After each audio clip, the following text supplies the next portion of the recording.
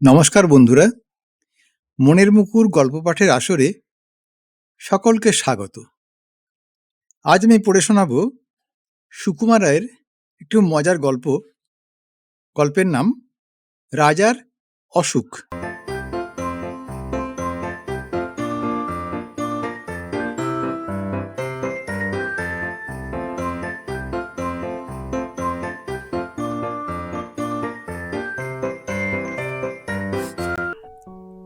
এক ছিল রাজা। রাজার ভারী অসুখ। ডাক্তার, বদ্যি, হাকিম, কবিরাজ সব দলে দলে আসে আর দলে দলে ফিরে যায়। অসুখটা যে কি তা কেউ বলতে পারে না, আর অসুখ সারাতেও পারে না। সারাবে কি করে? অসুখ তো আর সত্যিকারের নয়। রাজামশাই কেবলই বলেন ভারী অসুখ, কিন্তু কোথায় যে অসুখ তার কেউ খুঁজেই পায় না। কত রকমের কত ওষুধ রাজামশাই খেয়ে দেখলেন, কিচ্ছুতেই কিচ্ছু হলো না। মাথায় বরফ দেওয়া হলো, পেটে সেঁক দেওয়া হলো, পায়ে জোঁক লাগানো হলো, হাতে মাদুলি বাঁধা হলো, কিন্তু অসুখের কোনো কিনারাই হলো না। তখন রাজামশাই গেলেন ক্ষেপে। তিনি বললেন, দূর করে দাও এই অপদার্থগুলোকে, আর ওদের যত পুঁথিপত্র যা সব কিছু আছে কেড়ে নিয়ে সব জ্বালিয়ে দাও। এমনি করে চিকিৎসকেরা বিদায় হলেন। ভয় আর কেউ রাজবাড়ির দিকে যায়ও না।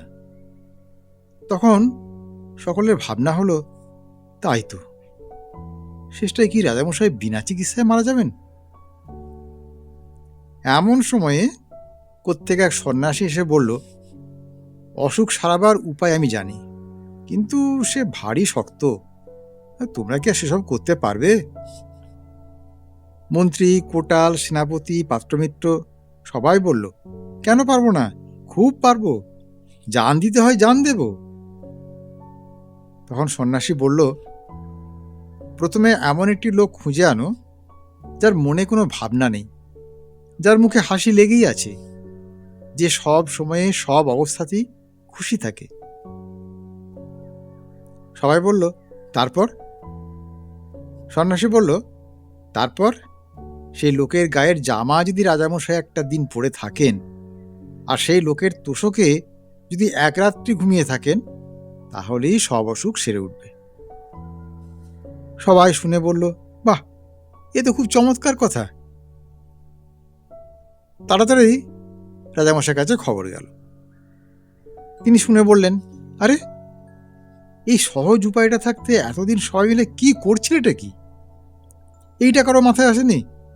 যাও যাও, এখনই খোঁজ করে সে হাসিওয়ালা লোকটার জামার তোষক নিয়ে এসো। চারিদিকে লোক ছুটল, রাজ্যময় খোঁজ খোঁজ সব রব পড়ে গেল, কিন্তু সে লোকের আর সন্ধান পাওয়া গেল না। যে যায় সেই ফিরে আসে আর বলে, যার দুঃখ নেই, ভাবনা নেই, সর্বদাই হাসি মুখ, সর্বদাই খুশি মেজাজ, কই, তেমন লোকের তো দেখার পাওয়া গেল না। সবার মুখে সেই একই কথা। তখন মন্ত্রীমশাই রেগে বললেন, না, এদের দিয়ে কোনো কাজ হয় না, এ মূর্খেরা খুঁজতেই জানে না। এই বলে তিনি নিজেই বেরোলেন সে অজানা লোকের খোঁজ করতে। বাজারের কাছে মস্ত এক দালানের সামনে তিনি দেখলেন মেলা লোক জমে গিয়েছে, আর এক বুড়ো শেঠজি হাসি মুখে তাদের চাল, ডাল, পয়সা আর কাপড় দান করছে। মন্ত্রী ভাবলেন, বাহ, এই লোকটা তো বেশ হাসি খুশি দেখাচ্ছে, ওর তো অনেক টাকা পয়সা আছে দেখছি, তাহলে আরো দুঃখই বা কিসের, ভাবনাই বা কিসের? তাহলে ওরই একটা জামা তোষক চেয়ে নেওয়া যাক। মন্ত্রীমশাই এরকম ভাবছেন, আর ঠিক সেই সময়ে একটা ভিখারি করেছে কি, ভিক্ষা নিয়ে শেঠজিকে সেলাম না করেই চলে যাচ্ছে। আর শেঠজি রাগ দেখে কে, তিনি ভিখারিকে গালাগাল দিয়ে জুতো মেরে তার ভিক্ষা কেড়ে তাকে তাড়িয়ে দিলেন। ব্যাপার দেখে মন্ত্রীমশাই মাথা নেড়ে সেখান থেকে সরে পড়লেন। তারপর নদীর ধারে এক জায়গায় তিনি দেখলেন একটা লোক ভারী মজার ভঙ্গি করে নানা রকম হাসির গান করছে, আর তাই শুনে চারদিকের লোকেরা হো হো করে সব হাসছে। মানুষ যে এত রকম হাসির ভঙ্গি করতে পারে তা মন্ত্রীমশাই জানা ছিল না। তিনি লোকটার গান শুনে আর তামাশা দেখে একেবারে হেসে অস্থির হয়ে উঠলেন আর ভাবলেন, এমন আমোদের লোকটা থাকতে কিনা আমার লোকগুলো সব হতাশ হয়ে ফিরে যায়। তিনি পাশের একটি লোককে জিজ্ঞাসা করলেন, আচ্ছা, এই লোকটা কে হে? সে বলল, ও হচ্ছে গোবরা মাতাল। এখন দেখছেন কেমন খোশ মেজাজে আছে, কিন্তু সন্ধ্যা হলেই ওর মাতলামি, চেঁচামেচি আর উৎপাত শুরু হয়ে যায়। ওর ভয়ে পাড়ার লোক তিষ্ঠতে পারে না। শুনে মন্ত্রীমশাই গম্ভীর হয়ে আবার চললেন সেই লোকটির সন্ধানে। সারাদিন খুঁজে খুঁজে মন্ত্রীমশাই সন্ধ্যার সময় বাড়ি ফিরলেন, কিন্তু সে লোকের সন্ধান কোথাও মিলল না। এমনি করে দিনের পর দিন তিনি খোঁজ করেন আর দিনের পর দিন হতাশ হয়ে বাড়ি ফেরেন। তার উৎসাহ প্রায় ফুরিয়ে এসছে। এমন সময়ে হঠাৎ এক গাছতলায় তিনি একটা পাগলা গোছের বুড়ো লোকের দেখা পেলেন। লোকটার মাথা ভরা চুল, মুখ ভরা দাড়ি, সমস্ত শরীর যেন শুকিয়ে দড়ি হয়ে গেছে। সে একা একা বসে বসে আপন মনে কেবলই হাসছে। মন্ত্রী বললেন, তুমি এত হাসছো কেন? সে বলল, হাসবো না? পৃথিবী বনবন করে ঘুরছে, গাছের পাতা সরে সরে যাচ্ছে, মাঠে মাঠে ঘাস গজাচ্ছে, রোদ উঠছে, বৃষ্টি পড়ছে, পাখিরা গাছে এসে বসছে, আবার সব উড়ে যাচ্ছে। এসব চোখের সামনে দেখছি আর হাসি পাচ্ছে। মন্ত্রী বললেন, তা না হয় বুঝলাম, কিন্তু শুধু বসে বসে হাসলে তো আর মানুষের দিন চলে না। তোমার কি আর কোনো কাজকর্ম নেই? ফকির বলল, তা কেন থাকবে না? সকালবেলায় নদীতে যাই, সেখানে স্নান টান সেরে লোকজনের যাওয়া আসা, কথাবার্তা, এসব তামাশা দেখে আবার গাছতলায় এসে বসি। তারপর যেদিন খাওয়া জোটে খাই, আর যেদিন জোটে না খাই না। যখন বেড়াতে ইচ্ছে হয় বেড়াই, যখন ঘুম পাই তখন ঘুমাই। কোনো ভাবনা, চিন্তা, হট্টগোল কিছুই নেই। ভারী মজা। মন্ত্রী খানিক মাথা চুলকিয়ে বললেন, যেদিন খাওয়া পাও না সেদিন কি করো? ফকির বলল, সেদিন তো কোনো ল্যাঠাই নেই, চুপচাপ পড়ে থাকি আর এইসব তামাশা দেখি। বরং যেদিন খাওয়া হয় সেদিনই হাঙ্গামা বেশি।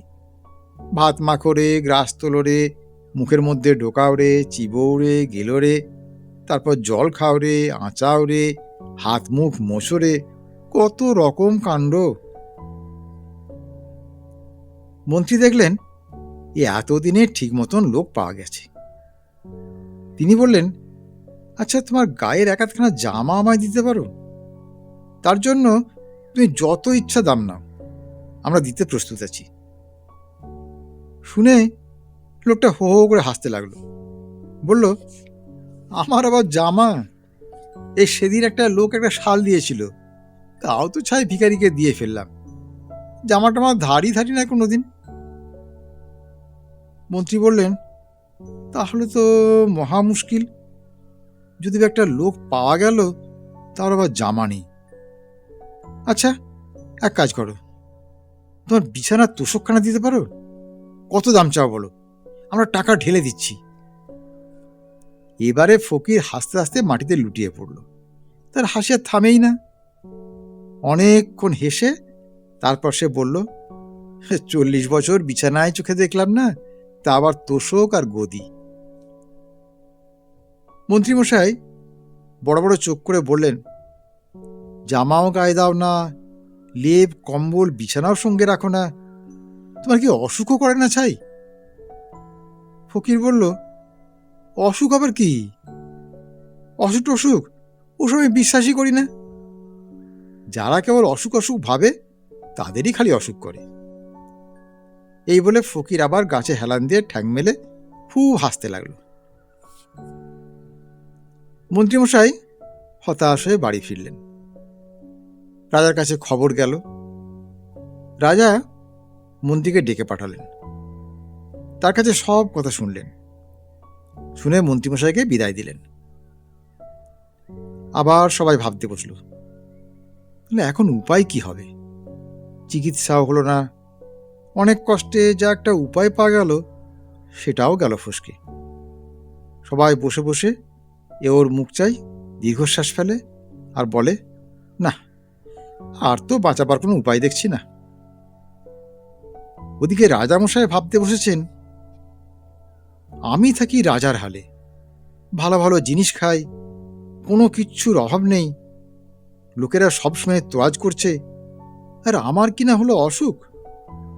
আর ওই হতভাগা ফকির, যার কোনো চাল নেই, চুলো নেই, কিচ্ছু নেই, জামা নেই, কম্বল নেই, গাছতলায় পড়ে থাকে, যা পায় তাই খায়, সে কিনা বলে সে অসুখ টসুখ কিছুই মানে না। সে ফকির হয়ে অসুখ উড়িয়ে দিতে পারলো, আর আমি রাজা হয়ে পারবো না? তার পরদিনই রাজা ঘুম থেকে উঠে পাত্র মিত্র সবাইকে ডেকে বললেন, যা হতভাগা মুখ্যগুলো, সবাই বসকে যা, তোরা কেউ কিচ্ছু করতে পারলি না। এখন এই দেখ, আমার অসুখ আমি নিজেই সারিয়ে দিয়েছি, আজ থেকে আবার সবাই গিয়ে বসবো, আর যে টু শব্দটি করবে তার মাথা একবারে উড়িয়ে দেব।